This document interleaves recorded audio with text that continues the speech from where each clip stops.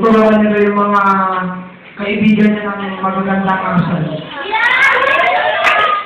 Katulad ng JL. JL,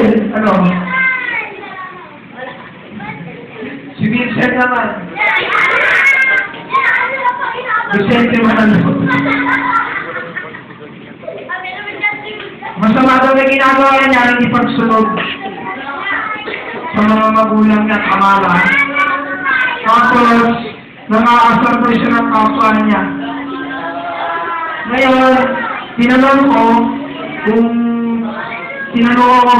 paano niya babaguhin yun. Magsisigma daw siya, tapos makikinig sa tayo. Tapos, ang gagawin niya para maging halimbawa sa kabataan, sumunod at huwag magmura. Tama ba, Vincent? Okay. Kasi yung mga detalye sa mga apat. Para pa-atin sila? Gusto naman yung mga mental health.